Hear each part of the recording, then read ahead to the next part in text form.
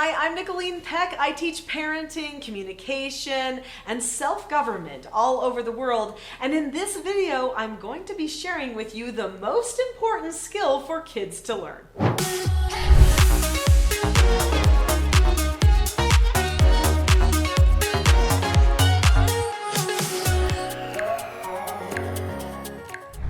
In this video today, we're going to be talking about the skill accepting consequences. This is super important for a person to learn self-government. In fact, it is vital.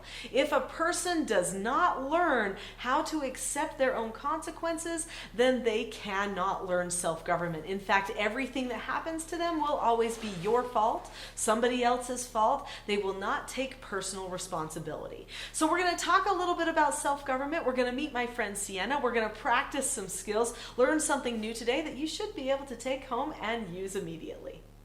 All right, Sienna, we are going to talk about the most important skill that kids can learn today.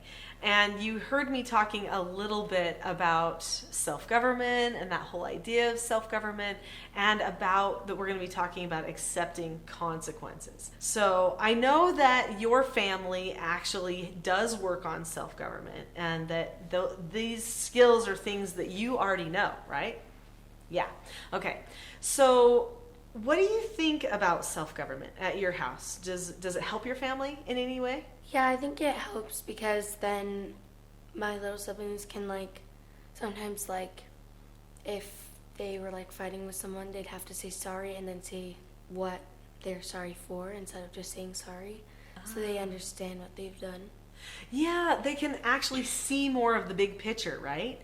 So I do want to take a second and just make sure to tell everybody what self-government really is. So self-government is a process of being able to determine the cause and effect of any given situation, and then possessing a knowledge of your own behaviors so that you can control them. So what that means, like Sienna was talking about, is a person can actually see exactly what they did that was wrong, because they've been trained on the right thing and they know what the wrong thing is too. They can self-assess and then they can make those adjustments and those corrections.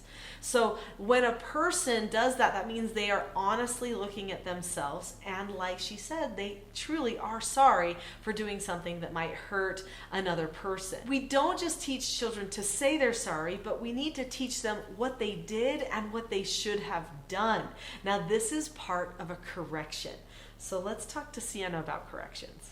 So Sienna, most people don't like getting corrected.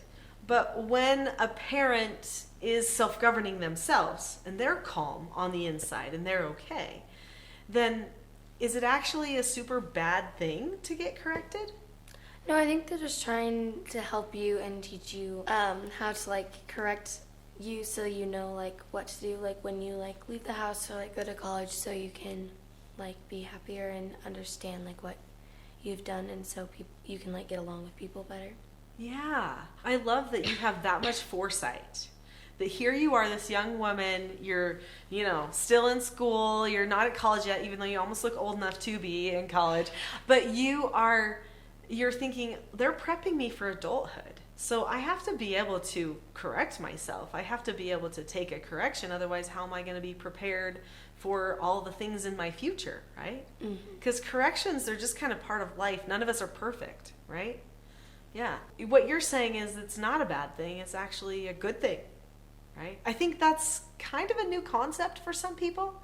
I think many people think when you correct a problem, it has to feel bad. But what I usually tell people is I say you should feel closer to your children during and after a correction than you even did before. This is absolutely possible, and that's what Sienna is referring to. That if her mother's calm during the correction, if everybody knows what's going to happen during the correction, and Mama knows her correction skill, and Sienna knows her skill called accepting consequences, everybody's on the same page, and there doesn't need to be a problem. It can be a productive, even positive moment where hearts are knit together. And that's what happens in Sienna's house. So let's talk about this skill and what it really means to be able to accept consequences. Because a person cannot learn self-government, remember, unless they get the opportunity to accept their own consequences. If you just take something away from them or do something to them, like hit them or something, that actually is just a power struggle, and it's something that you did to them. They don't feel like they have to accept responsibility, unless for some reason they already have a humble heart. But when someone has enough conflict, their heart becomes more hardened, they make more excuses, and they think in terms of war instead of peace. So corrections should be done in peace and calmness instead. So Sienna, this book is a little too young for you, okay, because you're big. But I do have this book called Big Win for Quinn. And the character in it is 10. So I usually say that these books are like for ages 12 and under. And they're picture books about a family. It's actually my family. So this is my son, Quinn. All of the books are based on my children. There's 4 books for the 4 basic skills. This book teaches the skill accepting consequences. And I know that you've had this since you were kind of little. You've probably... Like 5. Yeah, you've read it before, right? And so we're going to just review the skill that's in this book. And parents can use this book to teach it to their children, which is super good. And I know that your mom did that for you, which was super helpful. But we're going to talk about this skill. There's 6 steps to it. Okay, and they're pretty simple actually, especially when you already know the skill steps to following instructions, or when you know the skills to accepting no answers as well, which are 2 of those other 4 basic skills. So, do you remember what the first step is to accepting consequences? It's the first step to every skill, so it's super easy. Looking them in the eyes and Yeah. looking at them. Yeah, looking at the person, right, in the eyes, which is important because this shows your parents and whoever else, okay? It might be a boss one day. It might be a teacher that gives you a bad grade in college or something like that, that you have to accept the consequence, right? That maybe you didn't do your best work or something. You look at the situation or the person. So remember that, because as you're getting older, these skills are not just for children. They are for all ages, no matter what. If I get a speeding ticket or if I cook dinner and it burns, I have to look at the dinner, which is kind of like the person. That's step number 1. I have to analyze the situation, look at it, and then I go to step number 2, which is keep a calm face, voice, and body. Yeah, you got that one. So anyway, so then we keep a calm face, voice, and body. And then after that, then we say something. Okay, we have 2 options of what we could say. What could we say? May I disagree appropriately? May I disagree appropriately is option number 1, or we could just simply say, Okay, and drop the subject. yeah, okay. And I love it. You went straight to drop the subject. So that's awesome. So drop the subject is one of those steps. It's actually the last step. So let's run through the ones that are in between there. So you look at the person, you keep a calm face, voice, and body. You say, okay, or disagree appropriately. And then you go and do whatever the consequence is, right? So maybe your parents tell you you earned an extra chore as a negative consequence. By the way, I always use an extra chore for most negative consequences unless something else has been decided ahead of time, because work is the antidote for a sick character. That's a quote from Samuel Smiles in his book Character, which was written in the 1800s. This is an old principle that work builds character and confidence in people. Also, it gives a person the opportunity to do something to accept their consequence. This is huge. This means that they have to perform an action, so they have to decide to take ownership over that. Also, work can get done really quickly. Just a little extra chore could be something as easy as, hey, I need you to straighten the pillows on the couch, or I need you to take these dishes over to the sink. I mean, it could be that simple. Or even something like, hey, for your extra chore, I need you to tell me the steps to disagreeing appropriately, which is one of the 4 basic skills that we teach. I mean, it literally could be anything, even though it also could be, I need you to clean the toilet, or I need you to clean the bathroom, or load the dishwashers. It could be all kinds of things. But those extra chores are perfect for just regular corrections. Now, if somebody goes completely out of instructional control, there's something else we use for that, and that's a video for another day. But that's what we're going to be talking about when we're talking about accepting consequences here with Sienna, because I know her family also does extra chores. Isn't that right, Sienna? Your family does extra chores, and do you feel like it's a pretty bad thing to do an extra chore, or how do you feel about it? I think it also gives you like the time to like think about what you've done wrong and like be alone, I guess, to think about it. Yeah, that's true.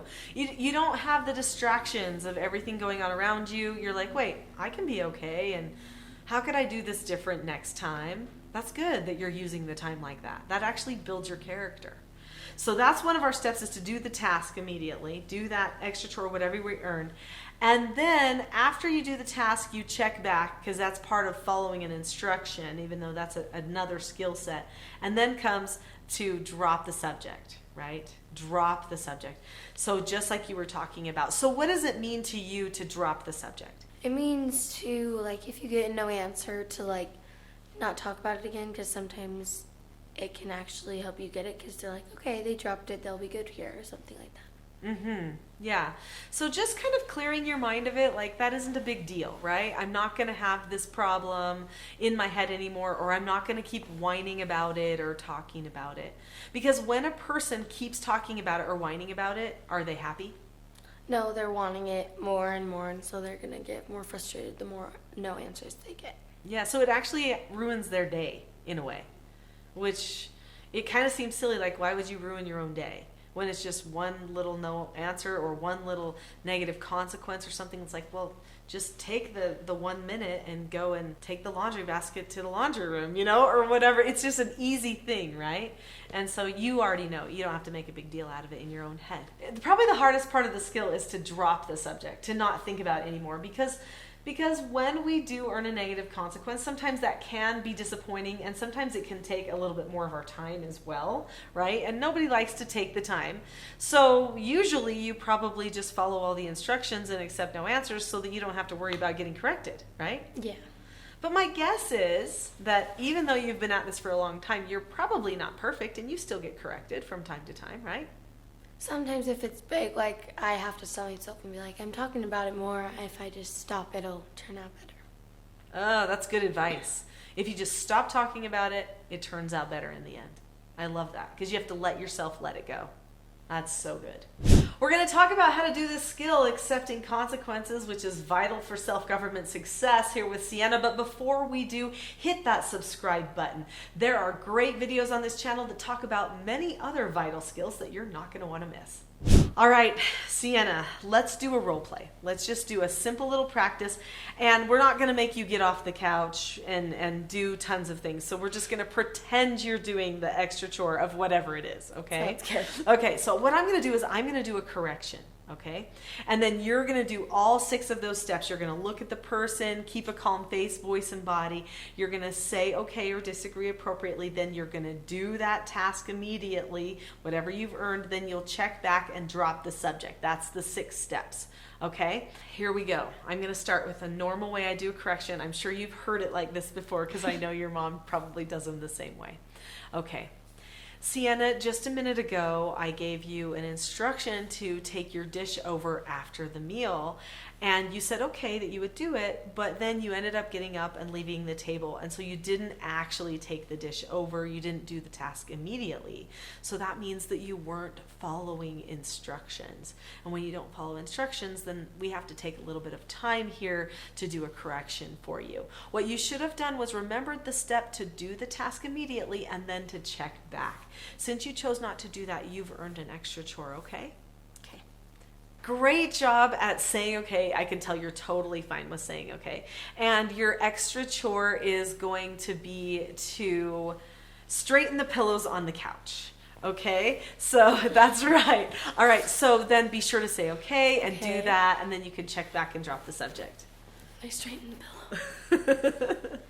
Okay, great. So she checked back. She said, I straightened the pillow. It was kind of soft, so I was just in case they didn't hear you.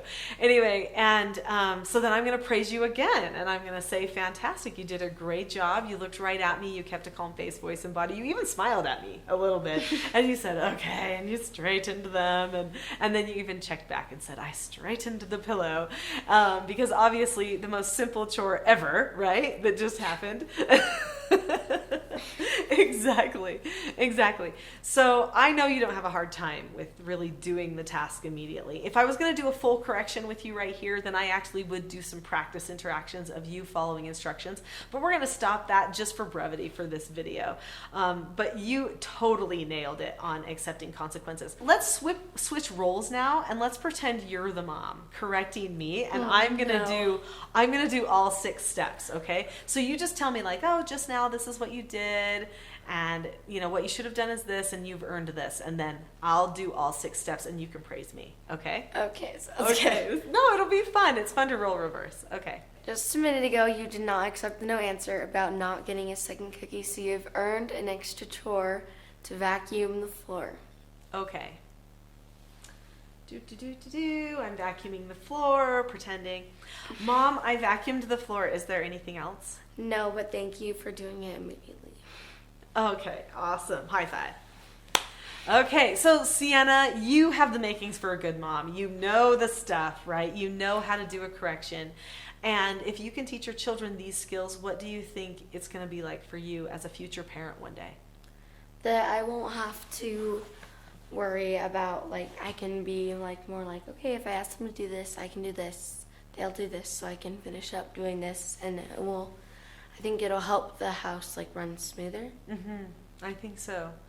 I think there's a lot of people that get nervous about having children because they think, oh, that's just too crazy. It's too hard. The kids are too emotional or whatever. But if you have these types of skills in place, and if you know that you've learned them, and so you could teach them to your children, don't you think that even makes the idea of wanting to have a family seem a little less stressful? Yeah. Yeah. Because then you're like, okay, so it's going to be controlled, and this is how I'm going to do it. And yeah, it gives you confidence, doesn't it?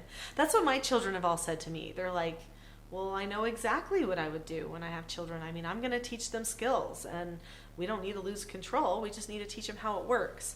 And so now you know those skills too, which is going to be so powerful. And I see even that you are working on your own calmness, because when we did the role play and you were the child, you were totally calm and totally okay with it. Calmness is key. I would like to give everybody who's been watching this video a freebie. So I have a toolkit. It's called the Calm Parenting Toolkit, and I would like to give it to you completely for free. So in the description below this video, there's a link that says teachselfgov.com/toolkit. If you click on that link, then you can get my Calm Parenting Toolkit, which has 10 lessons in it, completely for free. Your road to self-government is easier when you learn the skills and the tools that you need. We took care of one of those tools today, but there are many more. Get that toolkit today, get started, and I will see you there.